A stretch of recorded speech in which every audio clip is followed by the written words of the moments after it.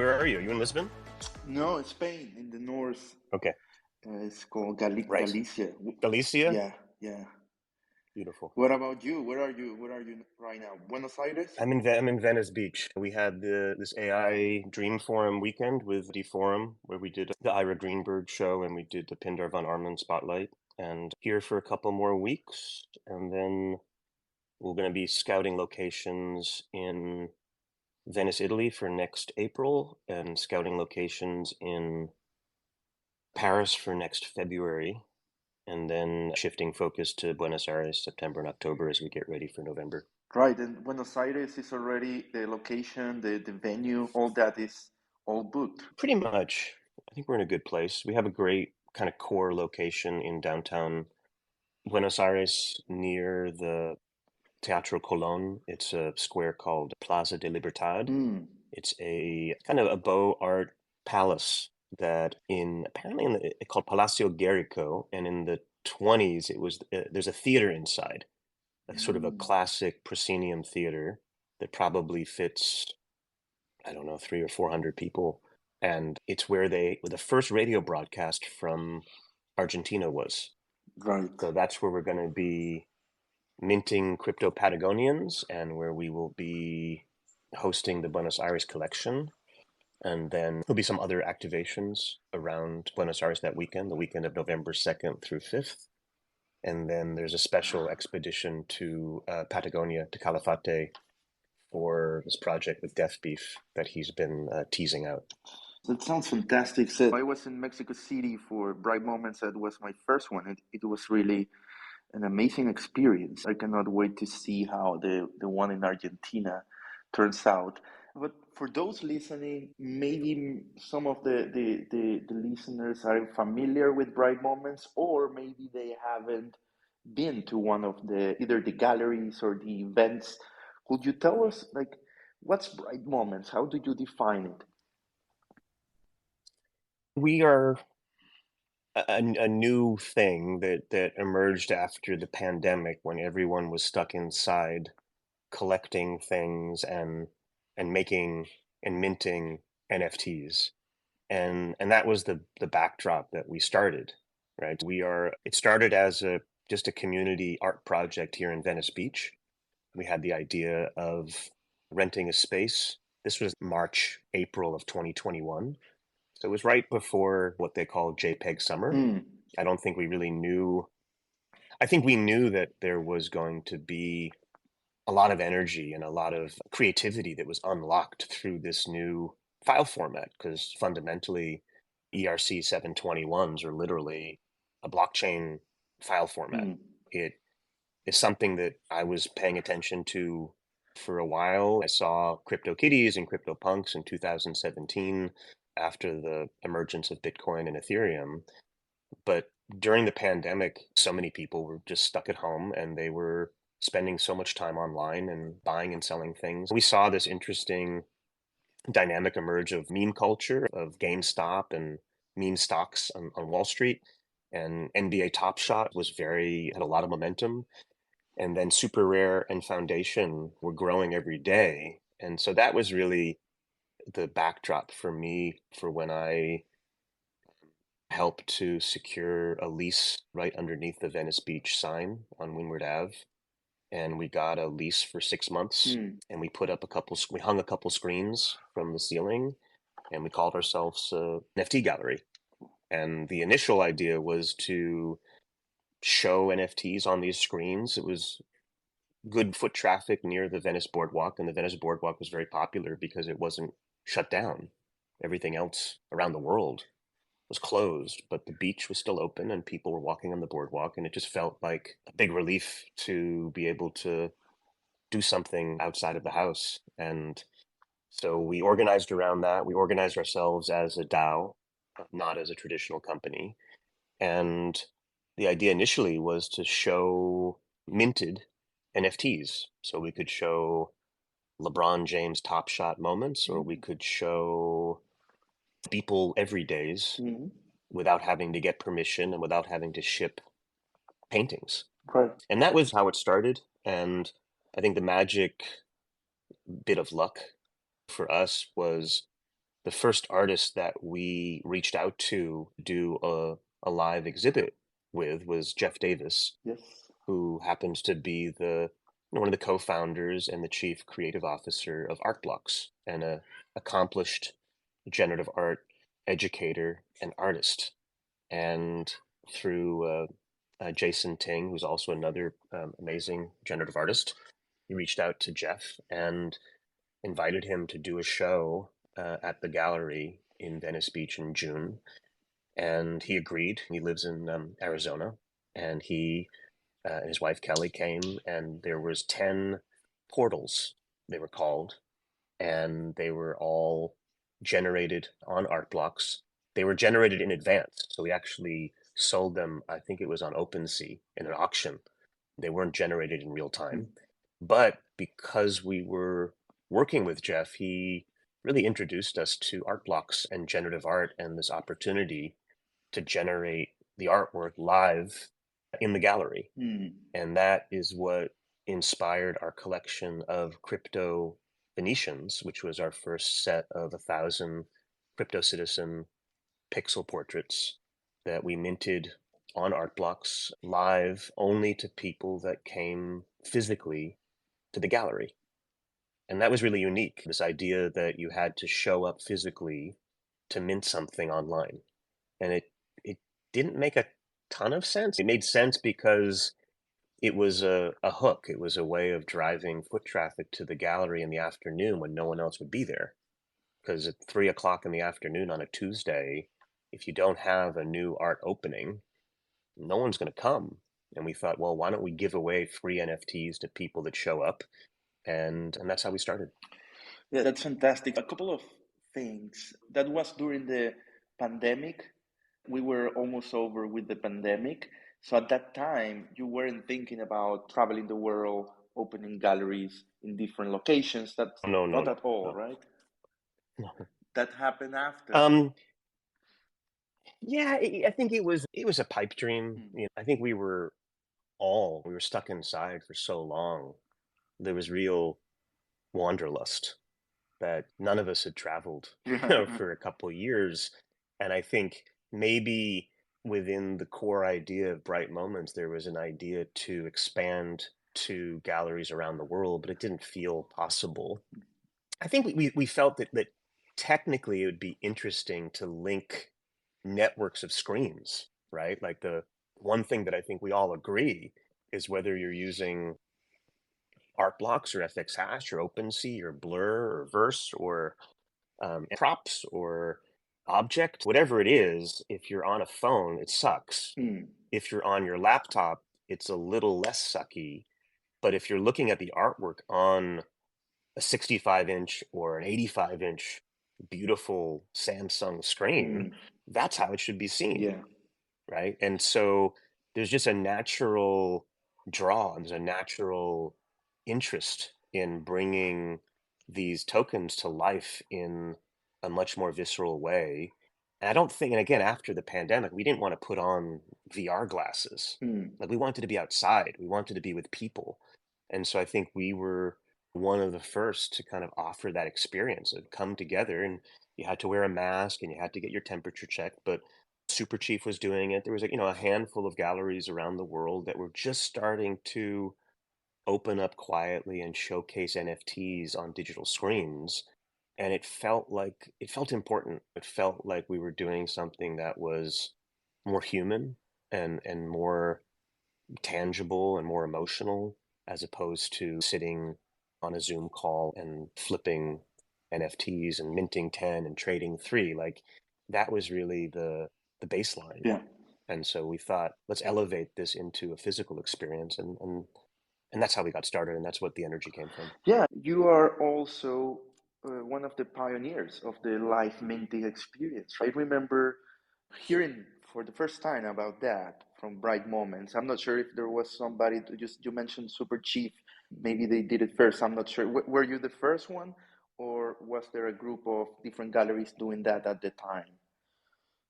I think displaying NFTs on screens, I think that had been done before. Mm-hmm. There's nothing that fundamentally original about that, because anybody can project an NFT on a wall or put it up on their television using Chromecast or AirPlay. I think what was unique about us was this marriage of physical location, generative art, and the opportunity to mint something live for the first time in front of other people, Mm. right? In a gallery. And I think that is something that I do think we pioneered, or we sort of definitely brought it to, we upgraded it and we made it into a shared artistic communal experience, starting with the Crypto Venetians. And then we did a project with Aaron Penne and Justin Boretta called Rituals that said, okay, instead of just minting these, PFPs, these pixel characters, which were crypto citizens, what if we applied this to other forms of art that were more abstract? It wasn't about going into the gallery and minting a PFP and walking out with it, but actually the artwork itself was being brought to life Mm. in front of you. And that's just how we started weaving these experiences together. And so I'll remember Tyler Hobbs came to Rituals in September of 2021, and we started talking about doing his first project after Fidenza, his first drop on Art Blocks, which became Incomplete Control, that we minted in New York City in December of 2021. Mm. Um, and because of the interest and the demand for live minting crypto Venetians, we had the opportunity to sell tokens in advance as mint passes Mm. to mint crypto New Yorkers. And the mint pass was something that I think we also helped to formulate and productize. I think there's a lot of different versions of them now, but this idea of selling a token in advance that's really a promise to a future token that's minted IRL. Mm-hmm. And it's a way that we've used to finance this journey, this roadmap that started more than 2 years ago and now has us going to our eighth city in Buenos Aires in November. Right. And Seth, one of my questions, because I'm very curious, how did you mention already Jeff Davis, Tyler Hobbs, Aaron Penny? How did you manage in those early days to attract such a fantastic artists? Jeff was part of our blogs. Tyler Hobbs already at the time was widely known. You were a kind of a young gallery. You did have a location in Venice Beach, which I think was a great idea. But what do you think was the secret to attract those artists in the early days? Maybe there weren't many galleries trying to do something like very serious and with an art focus, or what was it?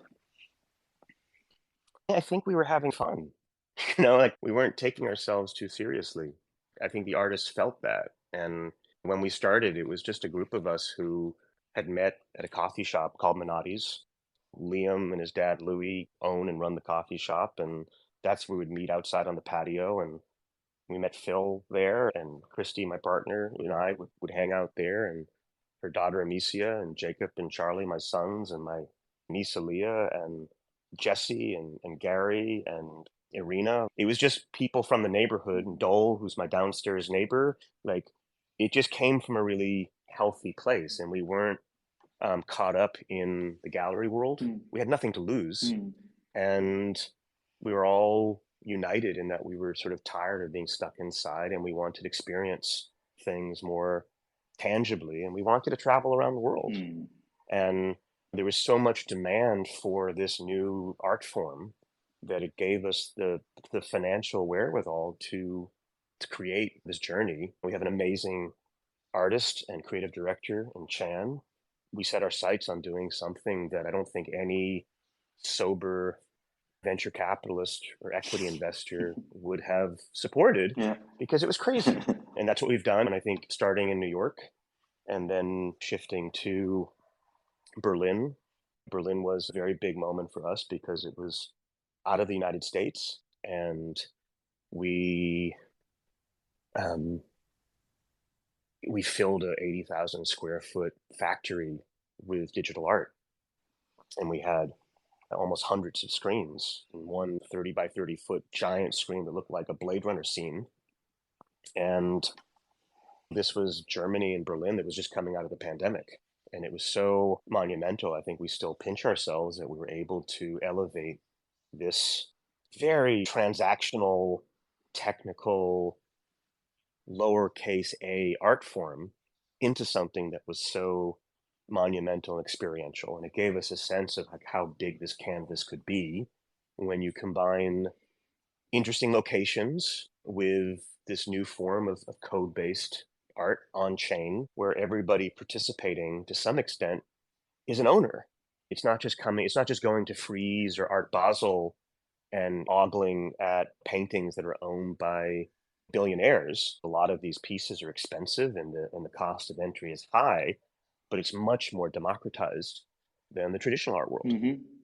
Totally, yeah. And there are some interesting points there. You mentioned the team, the core team. I felt when I was in Mexico City that the vibe was very casual, but at the same time that everybody was very focused, working very hard. The team at the time, you told me it was over 20 people in the core team, but you also have the sub DAOs around the world. And the team, I think most of the people travel right to the different locations. You can feel like a very nice community, and they are doing something, as you said, that they enjoy it for fun. My question is, Usually, usually, it's a lot. It's a lot of work. It can be very stressful. It's easier when it's magic internet money and ETH is at mm, 4,000 and everything sells out than it is when ETH is at 1,000 and everyone thinks it's going to zero and there's too much supply of generative art and things don't sell out. So we've gone through a war breaking out in Ukraine when we were on our way to Berlin. We've gone through COVID outbreaks in New York with incomplete control. We've gone through internet outages in Mexico.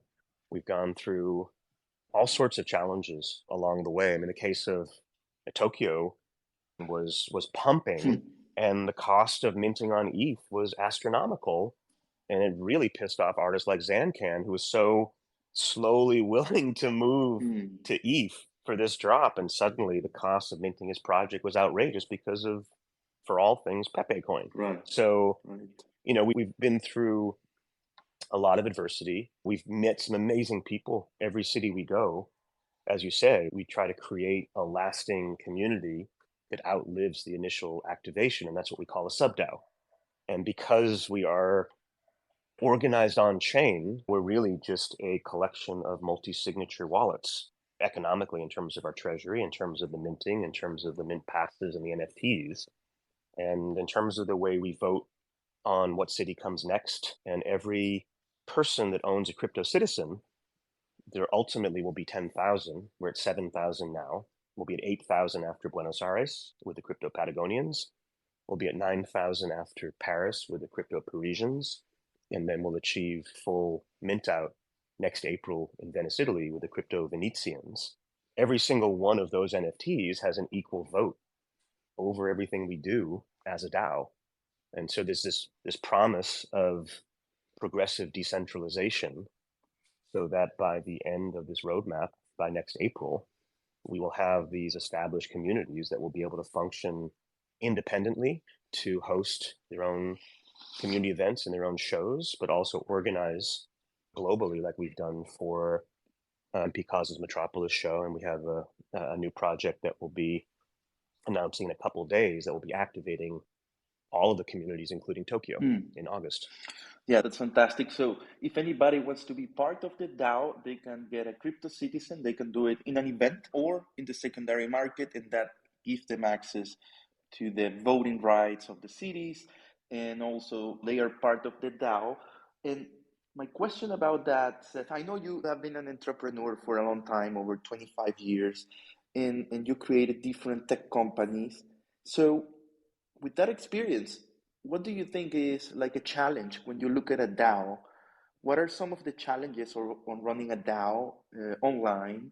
How do you keep people engaged on voting? And how do you keep everybody happy? I think that's not possible.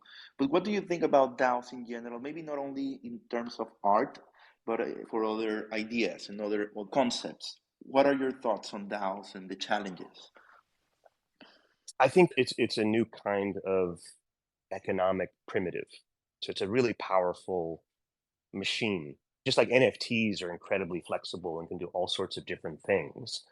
As in terms of being objects, DAOs are organizations, and they can be aligned and tuned and organized in lots of different ways based on tokens.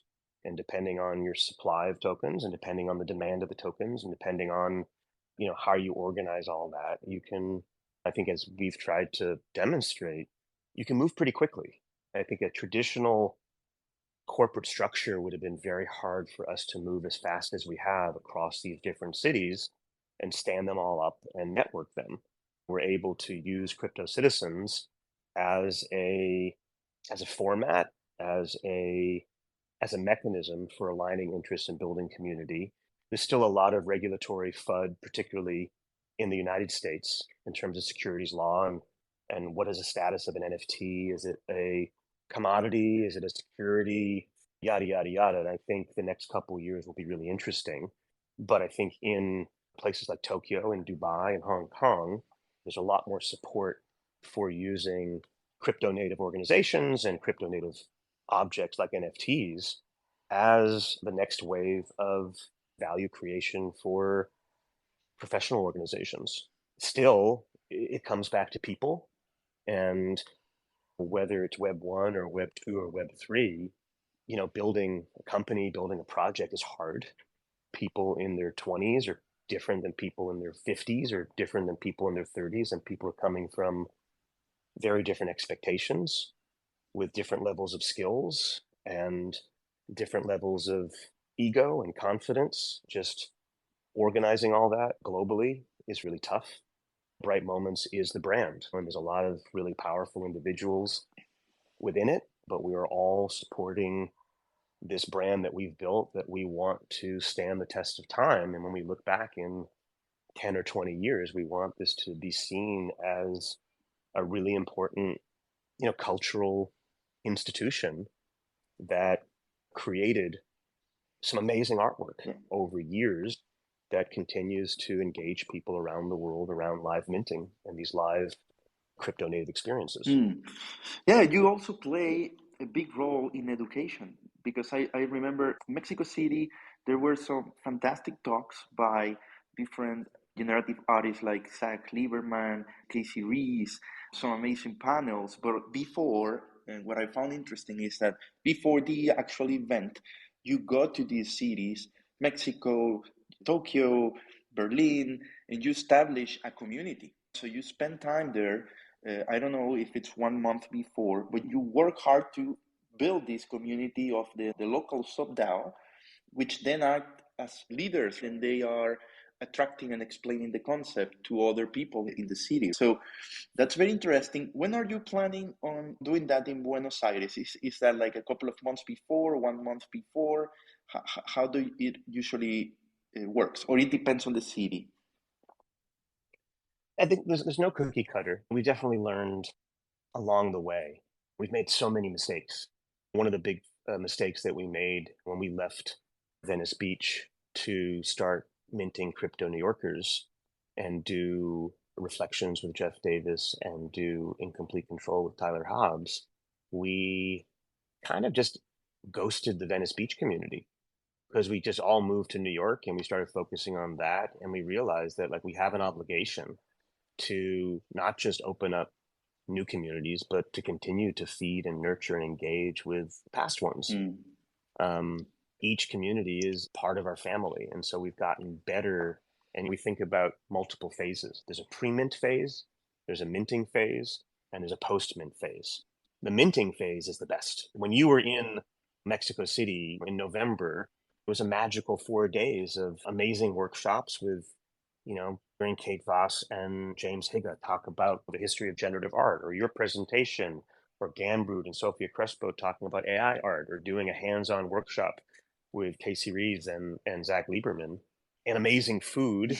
And there was Spanish language generative art instructions for Mexican art students, not to mention new work being minted every night from William Mapan, Iskra, Marcello, Dan Calderon, and Snowfro. That's peak Bright Moments, but it's just the tip of the iceberg. You can imagine there's months that go in to prepare for that, and it starts with getting the community activated, and that's usually in the form of meetups, of just saying, hey, we're here.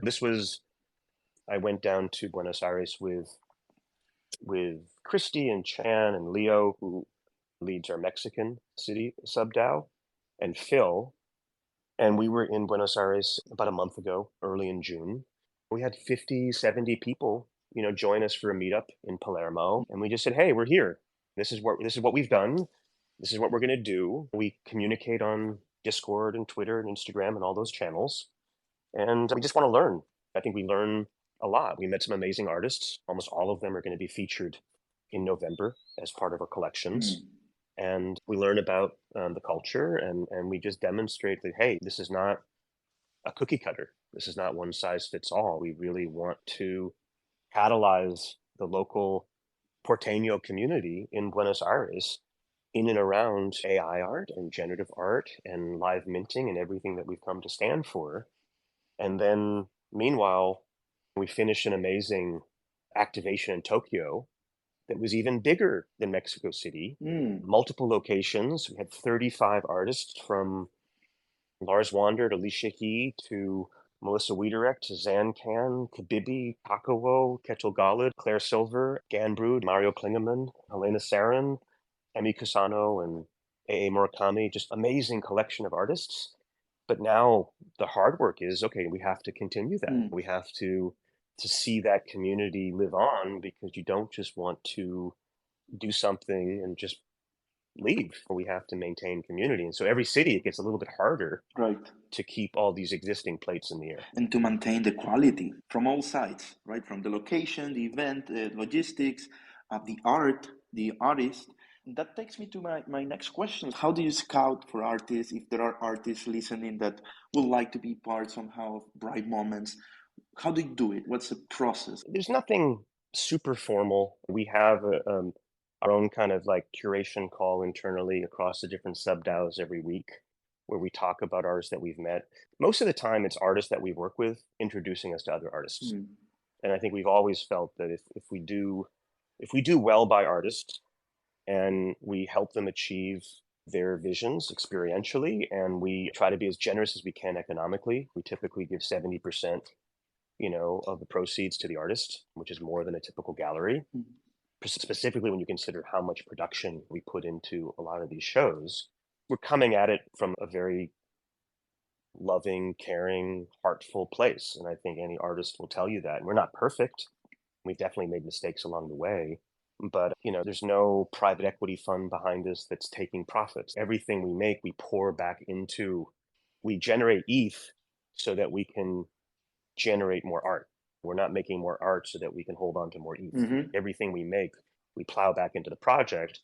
And the thing that I think keeps us relatively sane is that this project was designed to be completed.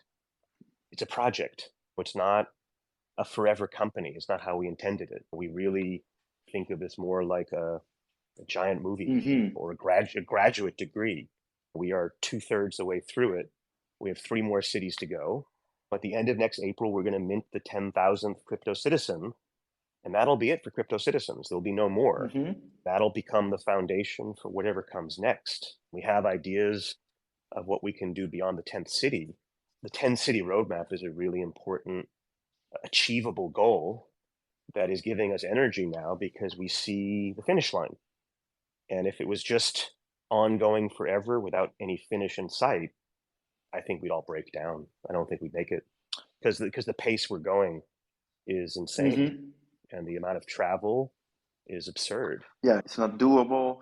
That's a great point. You have a way to win. How do we win? We complete our project, which was extremely ambitious from day one, and probably 99%, 95% of projects that were born at the same time as Bright Moments, with everything that has happened, are closed now or are not operating. What you have done, that you're traveling the world and bringing together some of the best artists and up-and-coming artists, and showing that not only in the US, but around the world. Yes, impressive. It's super impressive. And you mentioned you had some ideas of what's next. I'm sure you cannot reveal that. I think that's $100 million question. Everybody wants to know what happens next. But I was chatting with you once, and you were telling me The sub-DAOs are going to be important. You want it to be more decentralized over time, and that actual real projects and concepts emerge from these communities. Is that more or less where you think it will go?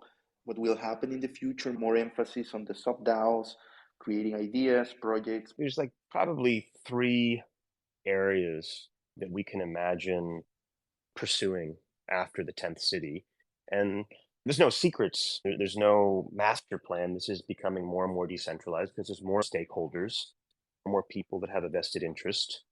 One idea is, okay, I think we do a pretty good job organizing large scale live minting events, and making people feel good about generating art. And whether that's long form generative, whether that's working with some new AI art systems that we've been experimenting with a lot lately. We love bringing people together, feeding them, educating them, entertaining them, and giving them access to artists and connecting artists with other artists. I think we love, right? And I think a lot of us have different cultural memories growing up. And if you were really old, probably before my time, it was going to Grateful Dead concerts, Burning Man or Coachella, EDC, or going to the Miami Basel Freeze or whatever experience, Cirque du Soleil even. We think we're good at that. We're good at sort of bringing that level of production and connecting that in really interesting crypto native ways. And so we want to continue that. I don't think we can do that on a quarterly basis, but maybe we can do it on an annual basis. Maybe once a year, we do a Bright Moments event in one of the locations that we've minted in. Maybe one year it's in Tokyo, and the next year it's in Berlin, and the year after that it's in New York. So that's something that feels achievable. I know we're tired. I know after April, we're going to need a little time off, but we also have built something we're really proud of, and we don't want to see it wither away. We want to continue to feed it. We want to bring people together. In terms of the sub-DAOs, we want to continue to nurture them. We want them to become independent and sustainable, and that the Bright Moments sub-DAO in New York has all the tools it needs in terms of the brand, in terms of technology, in terms of the people, in terms of the relationship with artists, to be able to continue to put on events, educational seminars, and workshops to be present for that emerging New York community. And there are already great organizations in New York like Art Matter, I think where I saw you last, Pioneer Works, and Bob Lucas's new Station 3. So there are communities that we want to support and we want to stay connected with as we continue to really try to pioneer and push forward live minting in interesting ways, making it more and more experiential. Then I think the third piece, as I mentioned, there's some of these tools and technologies. We've built a lot of tools that allow us to live mint in different locations and to display NFTs on screens over IP. We've designed and eaten our own dog food, as it were, and we've already worked with Pace Gallery and the Glitch Gallery in Marfa, and we've worked with other partners, and I think we'll continue to do that. And all those tools and all those technologies, all that IP is owned by the crypto citizens. There is only one entity here that all this value flows through. The value of the Bright Moments brand, the value of the know-how, the value of the tools and the technologies, all flows through pari passu to the citizen holders. I didn't think about that. That's actually impressive as well. It's a DAO that owns IP and kind of a hardcore tech IP. These systems aren't easy to build. When it comes to the smart contracts, all the things you mentioned, that's complex. Actually, I wanted to discuss a bit about the art, Seth. You mentioned Art Matter. That's where we saw last time. You were in a panel discussing with a traditional gallerist, AI art, generative art. A few months have passed since then. Tokyo happened, which was the first time that Bright Moments incorporated AI art. It was a fantastic lineup of artists. I was wondering, from your point of view, what was the reception when it comes to AI art compared to the generative code art? Do you see a difference in terms of the collectors? Are they more focused on one or the other, or do you see there is an intersection? What was the reaction from your experience compared to other events, including AI art? So I think we were really proud of the lineup that we brought together for Tokyo. It was really, for us, it was kind of unheard of to bring all of those figures under one roof and to all of them to show 100, outputs of new work. That felt great. I think there's a clear overlap of digital art collectors in the broadest sense. And whether I'm collecting a Snowfro or a Pindar von Arman, Claire Silver, or a Zancan, it's digital art, it's code-based art. Some's using P5, some are using prompts and training their own GAN models. But I think fundamentally, it's just digital art.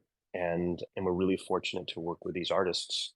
We started our first AI drop was with Ivona Tau in Berlin last year. I think we got up to speed later than some, but earlier than most on fxhash. And fxhash has become, like art blocks, a really important partner for us in terms of discovery. I love this latest. We did a great drop last week with Ira Greenberg that minted out really nicely. Beautiful ancient automata works, and it's just art.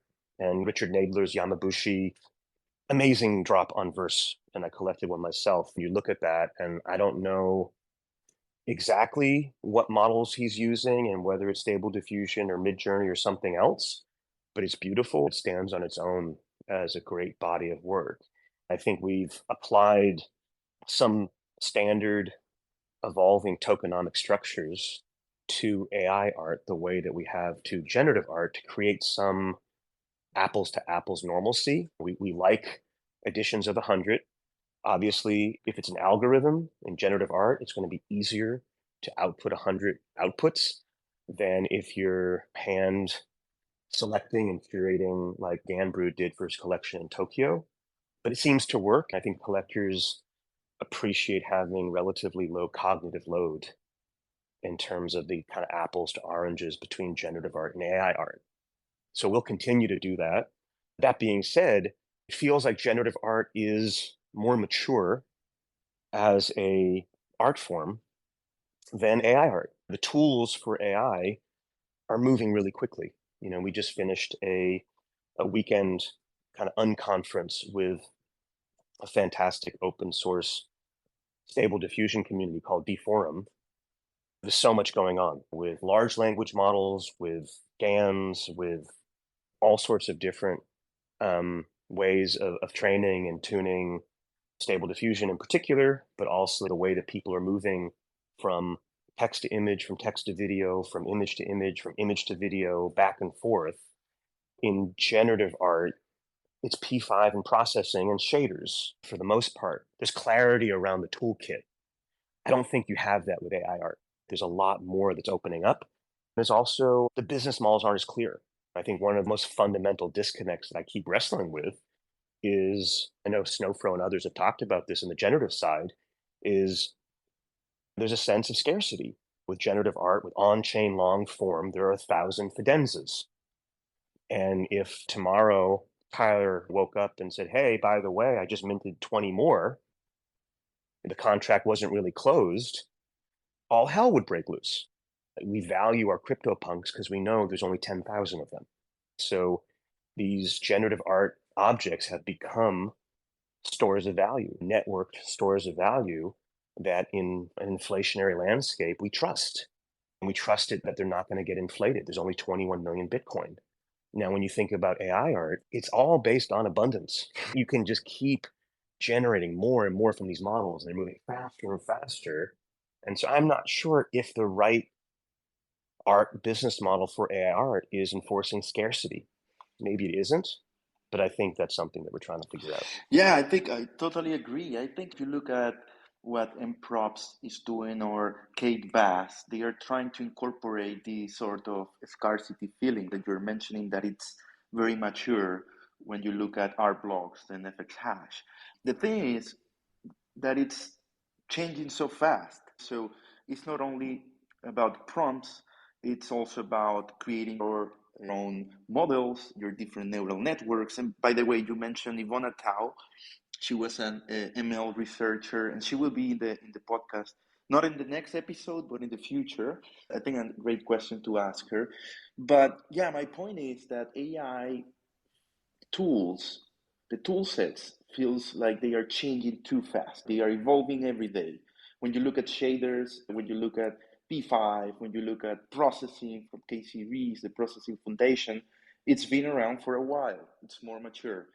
Also, I've seen, and not sure what are your thoughts about the combination of this generative coded medium and AI, because we have seen artists incorporating libraries that have some sort of neural networks using ChatGPT to generate code that can be considered as AI art because it's assisted by a machine. All these things are very hard to classify. Bright Moment, when was it founded, Says? I didn't ask you that. When was the first event? It was May of 2021. Right. That's at the same time as I started writing the newsletter. So it's 2 years and a bit more. And my point is that all these concepts, all these technologies being used for art and the distribution are very new. It's all new. And it will keep changing over time. One of my questions was, how do you see this space 5, 10 years from now? What do you see different? Where do you think we are going? I think it still has to touch all corners of the globe. I think the first wave of let's extend and connect these generative and AI art communities around the world. And I think we've just scratched the surface. A lot of it is United States, Latin America. We're trying to push it obviously into South America, Europe. We've done London, Berlin. We'll be doing Venice, Italy. We'll be doing Paris, but it's very Western centric. Tokyo was important for us to establish a beachhead into Asia. There's a huge amount of interest and support that we haven't felt anywhere else. We had support from the Shibuya mayor's office and got us a location in Asakura House for our generative art collection. Suntory was a huge partner and created some amazing experiential designs with us. But I think extending into Hong Kong, Taiwan, Seoul is very active, and I think that will continue. But then there's places like India or Russia, mainland China, or Southeast Asia. I think there's going to be, just like there was with Web 1, the browser, and Web 2 in terms of mobile and social media, I think we have to see this sort of full networking of these new art forms around the world. And that's going to take another 5 years, another 7 years, another 10 years. Meanwhile, you have these kind of micro cycles going on where here in the United States, I don't know if it's like this in Europe, we're just coming out of maximum FUD. Now, there can always be more FUD. Things feel like when it stops going down, it means it's going up. It feels like things have maybe stopped going down. Maybe it's a dead cat bounce. I don't know. But people are doing it, and it doesn't feel as bleak. Mm-hmm. Meanwhile, Mexico maybe feels bleak right now because I think they may be 6 months behind where we are further north. Tokyo is probably a year behind sort of culturally in terms of the NFT art zeitgeist. The FUD for them, hopefully they don't go through a speculative bubble the way that we did. But you know what I mean? Within each of these communities, they have their own mini boom and bust cycles that they have to go through. Yeah, it takes time for it to expand across the world. That makes sense. I use a couple of metrics which probably doesn't tell the whole picture, but I look a lot at my Discord server where I have a community, you're part of it, of the premium readers, and I see the metrics, the conversations. It seems like the conversations are more frequent, and that's a good indicator of the interest, as well as the readers and the subscribers. I agree with you. It feels like the bottom passed, and we are slowly going up in terms. And it's different. It's a different time. It's not about the craziness of the PFPs. That seems to be gone for the most part. Now it's more about specific communities like Bright Moments, generative art, AI art, or different things, and people are finding those communities. So it feels more organic, more natural, not necessarily about making money. I think that part is for the most part gone. It feels exciting to be kind of back trending up, more natural. I think that's going to be exciting. And for Bright Moments, I think that's fantastic because you already have a brand, you are established, different parts of the world, and you are in a great position to keep educating people that are interested in this space. Fully agree. It will take some time to expand to the whole globe. And Seth, we are getting close to the hour, but I couldn't miss the chance to ask you about the upcoming Buenos Aires event. When do you think you will start to share some of the artists and some of the lineups that will be participating there? So I think we will share the week after next. So I think on Wednesday this week, we're going to be sharing more information about our upcoming Art Blocks collaboration with one of the greatest OG generative artists working today. And this will be our second Art Blocks collab after Metropolis with MP Cause. And we'll give that a chance for people to kind of process and mark their calendars. That'll go live the week of August 14th. The week after next, we'll start to share more and more about this amazing lineup. We have 10 South American. We always have Jeff Davis. So like the inside, and not even an inside joke anymore, is we have 10 South American artists, generative artists, except for Jeff Davis, who's not South American. He does a drop every city we go. So we'll have 9 South American generative artists, but half of them are from Buenos Aires, as well as Jeff, and that'll be the Buenos Aires collection. We will be working with Art Blocks, we'll be working with fxhash, some other platforms as well that we're talking with. That will really come out in 2 weeks. I'm just really happy with the lineup. They're artists, they're educators. Some are living in Buenos Aires, some were born in Buenos Aires or living elsewhere. Some are from Panama, from Colombia, but we're very, very excited because it'll be the first city that we have so many artists from that region that we're featuring as part of the city collection, which we're really proud of. The theme, every city, we try to encapsulate it into sort of our own meme. In Berlin, it was monumental. In London, it was posh or bespoke, or private. In Mexico, it was called, I think we called it smoke and mirrors. In Tokyo, the organizing principle was omakase. And in Buenos Aires, the kind of the zeitgeist for us is going to be on chain, but offline. So we're really going to lean into this idea of how do you play with ideas of doing on-chain work, but maybe not with screens, or in the case further down in Patagonia, without access to the internet even. We're just looking to use these different locations to stretch the canvas and the toolkit for code-based art, for generative art, for crypto art in interesting ways. And so Paris will be another prompt for us. It'll be during Fashion Week. It'll be during NFT Paris, late February. It'll be all around fashion and the spectacle of a fashion show. And then Venice, Italy, in next April will be a retrospective of everything we've done to date. That sounds phenomenal. I'm very excited. I'm from South America. I'm Venezuelan. It's very hard for South Americans to get a chance. There are different reasons. One is the language barrier, then also the economic about ease. It's very expensive to pay gas in Argentina with all the economical problems. It's very hard for artists to make their own thing on it just because it's super expensive. It's amazing, Seth, what you're doing, bringing exposure to all these artists. I think it's phenomenal.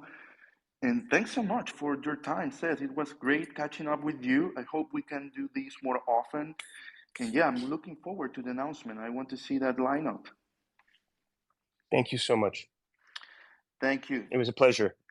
And thanks to everybody that took the time to listen. We're always looking for artists, for collectors, for people to help us in different locations. It really does feel like a grassroots community effort. So appreciate you all. Thank you, everyone. If you couldn't listen to the whole thing, I will share this on my newsletter and also the podcasting platforms, Apple, Spotify, Google. You can listen to the whole thing there.